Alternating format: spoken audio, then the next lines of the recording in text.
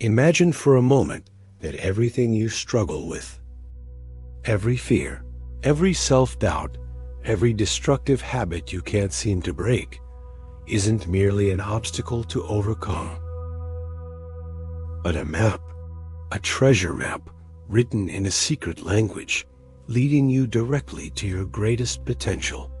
This is one of the most radical and transformative ideas in the history of psychology.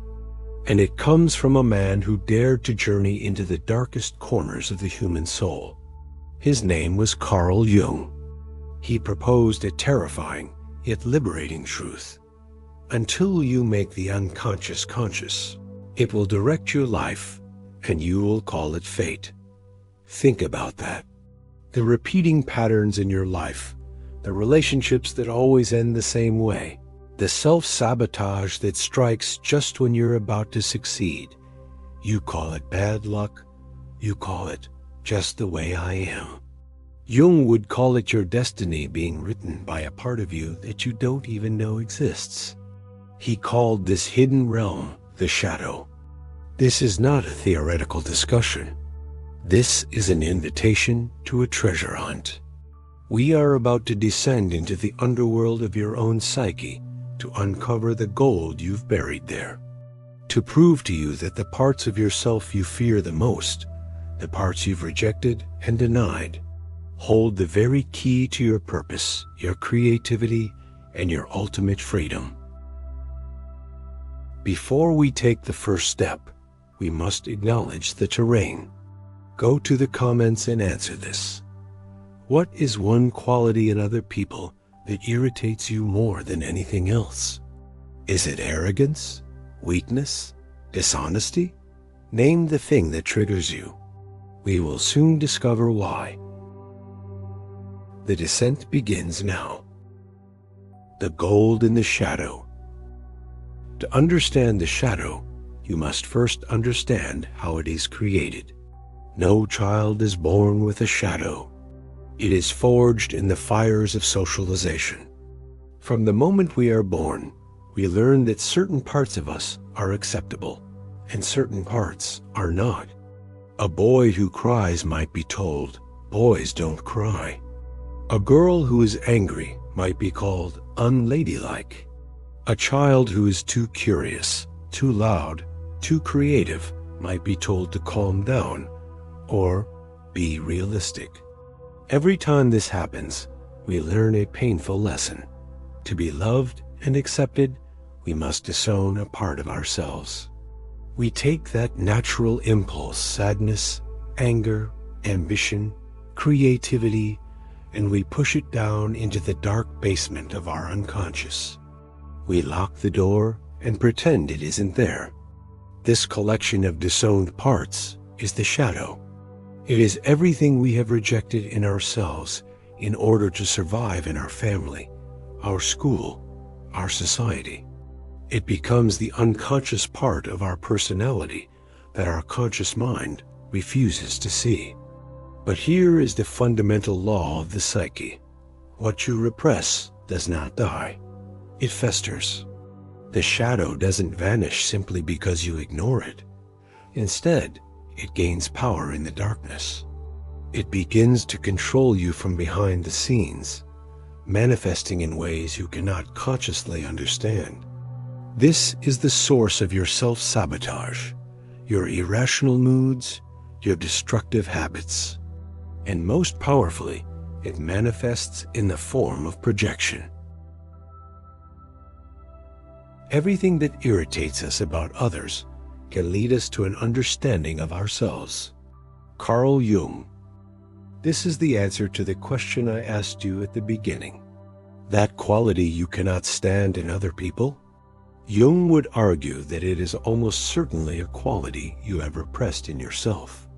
When we see a disowned part of our own shadow walking around in another person, it triggers a powerful, often violent, emotional reaction. If you were taught that ambition is selfish, you will be irrationally irritated by ambitious people.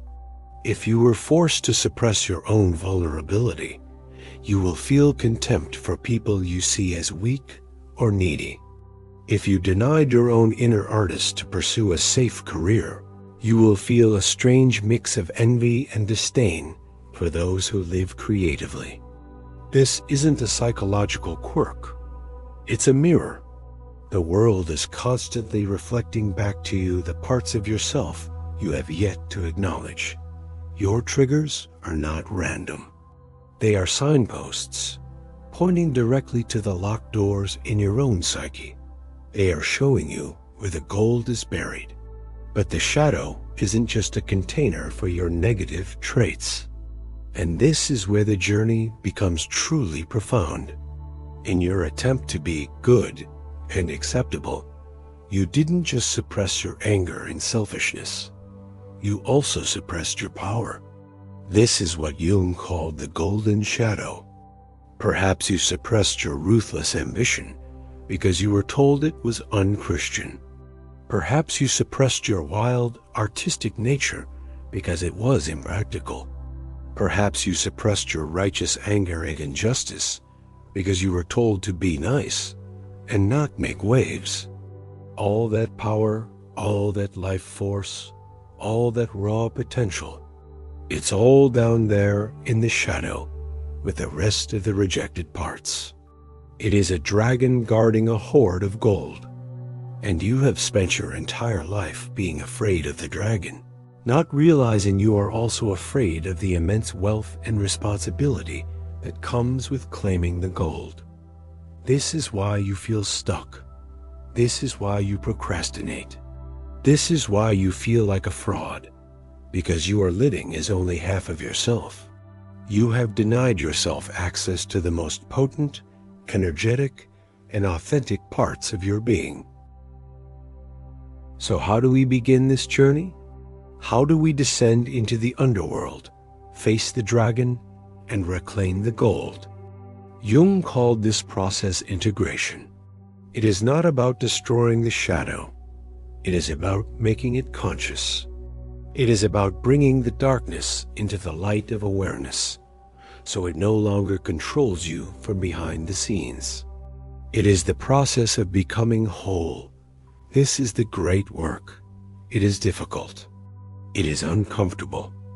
And it requires 3 fundamental acts of courage. Act of courage 1. Radical self-honesty. The descent. The first step is to stop running. You must be willing to look at yourself without filters or excuses. This is the practice of radical self-honesty. This is not about self-blame. It is about self-discovery. It begins with awareness. Pay attention to your emotional triggers. The next time you feel a disproportionate reaction to someone or something, pause. Instead of blaming the external world, ask yourself, what part of my own shadow is this situation touching? What part of myself am I projecting onto this person? Another powerful tool is journaling. Jung himself kept extensive journals, using them to explore his unconscious mind. Write down your dreams. Write down your fantasies, especially the ones that make you uncomfortable. Write down your recurring thoughts. Your unconscious is constantly trying to communicate with you. You just have to learn to listen. Act of courage 2. Dialogue with the inner other, the confrontation. Once you've identified an aspect of your shadow, the next step is to engage with it. Jung often encouraged his patients to have an active dialogue with the figures that appeared in their dreams or fantasies, as if they were separate entities. This might sound unusual, but it's a powerful way of externalizing and understanding these hidden parts. Imagine sitting across from your shadow. Ask it questions. Why do you feel this way? What are you trying to protect me from? What do you need from me to feel acknowledged? The goal is to create a space where your shadow feels seen and heard. Remember, your shadow isn't your enemy. It is a wounded, abandoned part of you that has been trying, in its own flawed way, to protect or guide you.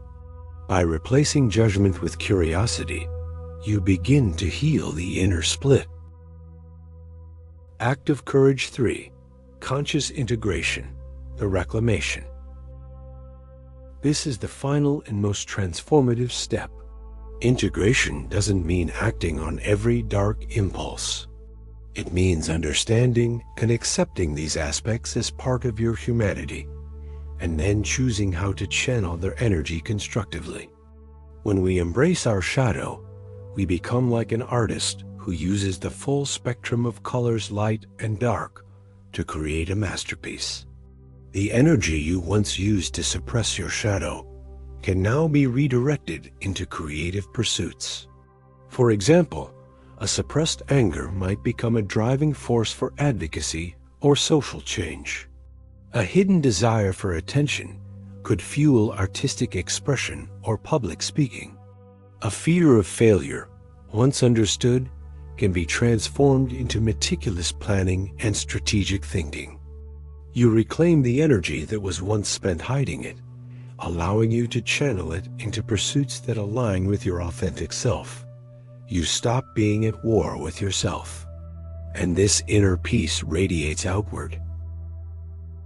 The journey to embrace your shadow is not a one-time event. It is a lifelong process. It requires patience, courage, and a commitment to self-growth. But the rewards are immeasurable. You gain clarity about your purpose, a deeper sense of inner peace, and the ability to live authentically. And here is a critical insight. Your purpose isn't just about you. Jung believed that our individuation contributes to the collective unconscious, the shared pool of human experience. When you confront your own darkness, you become more compassionate, understanding, and empathetic. You recognize that the struggles you faced are not unique to you, but are part of the shared human experience. Imagine a world where more people embrace their shadows. Instead of projecting their fears and insecurities onto others, they would own them, heal them, and grow from them. Conflicts would diminish, understanding would deepen, and humanity would move closer to collective enlightenment. This is the true power of shadow work. The shadow is not a curse to bear. It is a gift waiting to be unwrapped. It holds the key to our authenticity, our creativity, and ultimately, our purpose. It is not a roadblock to your destiny. It is the guide. Your wounds can become your wisdom. The privilege of a lifetime is to become who you truly are.